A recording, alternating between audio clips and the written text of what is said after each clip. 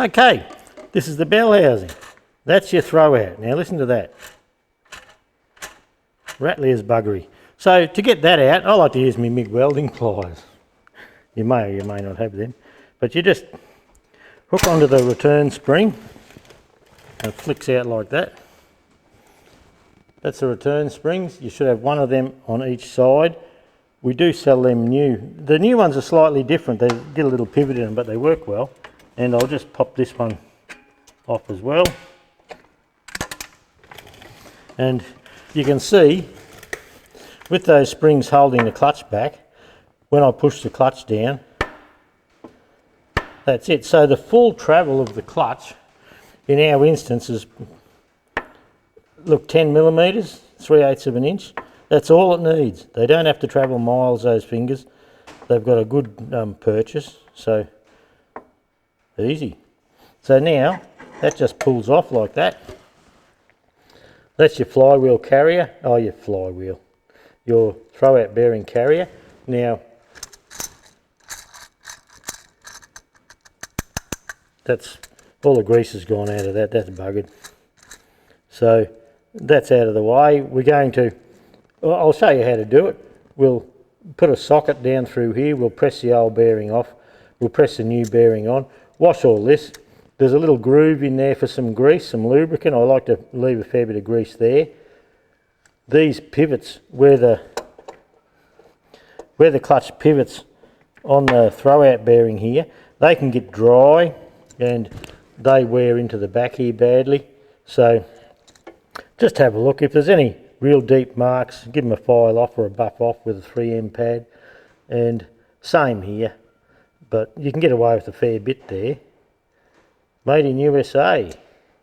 The Tina Ball and Roller Bearing Company, USA. Patent number 2.403.460, in case you want to go into opposition to them.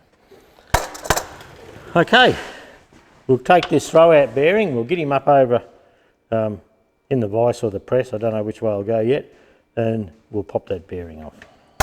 Well, here I am over at my little press, little super cheap auto press with a bottle jack. It would cost me 80 bucks years ago. It's a handy thing, but I've put the press plates up this way because if you go that way and you're down this side here, you can actually catch these fellas. So we don't want to do that and break those off. So we'll put that up there about central. Give ourselves plenty of room. You know, try and line everything up nicely. That'll be okay, I think. This is a front axle bush out of a late TE20 or a Fergie 35, the later ones, and this is just a little piece of plate. So we'll move that back to somewhere around central. We'll try and line him all up.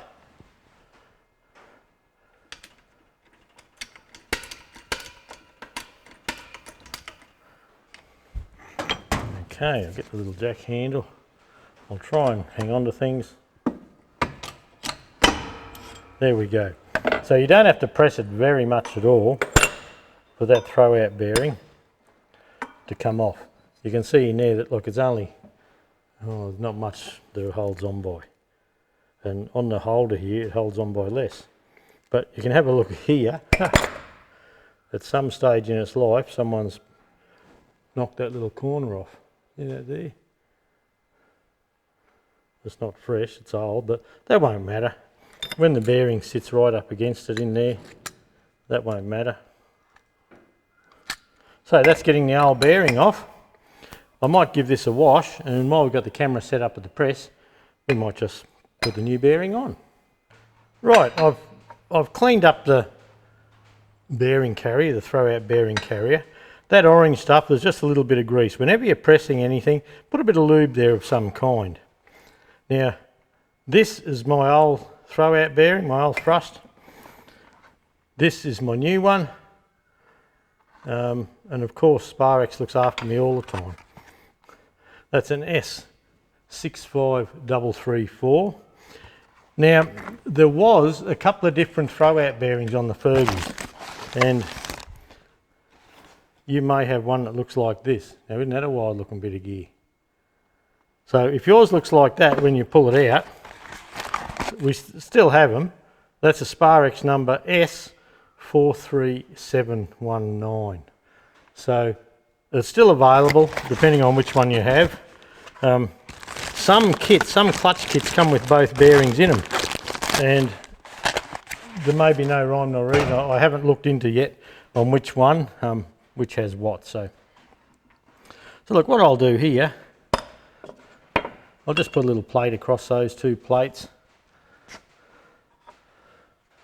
Now the thrust side of the bearing is this side, the other one gets pushed in through here. So we'll put that together like that. Actually, I'll take that away, I think, just so I've got clearance in between these two, because the centre at times wants to come out through. So if I bring all this way just a little, that's okay. The other thing to do if you're looking for room is put the old one under it. That gives you room as well. So I've got a little plate I've had for years there, and you don't have to go hard at this. They go in very easy. Make sure it's straight, that's your most important thing. There you go, that's it. We'll back the press off. Great little press. So there's our throw out. You can see the carrier sits out just in front of the bearing. That's no worries, the fingers sit way out here. So, okay, that's it. That's the throw out bearing dealt with for the moment.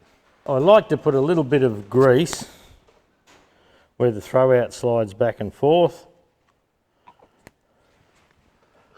and also on these fellas,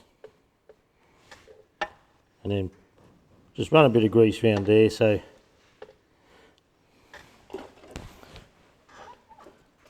and there's a little reservoir for a bit of grease inside there, so we'll pop a little bit of extra there.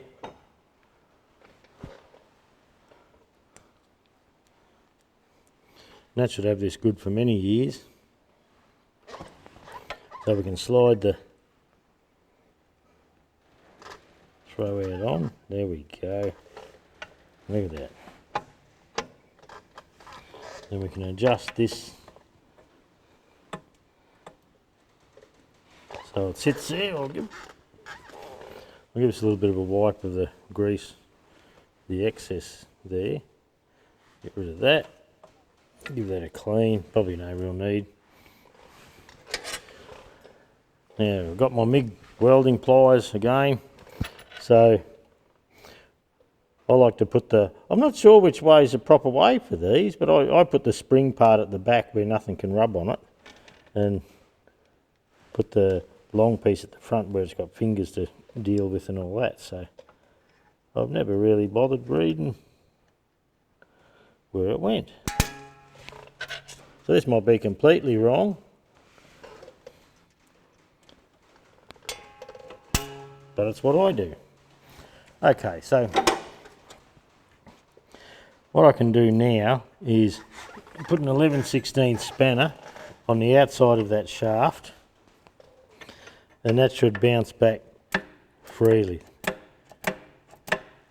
And you can feel it snapping back, so you know we've got a good feel there. So the pedal can probably go back on, but not be adjusted until we get the rest on. So I won't worry about the clutch pedal until we probably get it back together. There's no real need in adjusting that or buggering around with that. But look, that feels good. That should give us a nice, a nice feel to the clutch pedal. And make sure there's a little bit of grease there. We'll pop our spanners out of there. Make sure there's no oil, grease, anything like that. I've made sure, I've gone around this housing with a scraper and made sure that's nice and clean.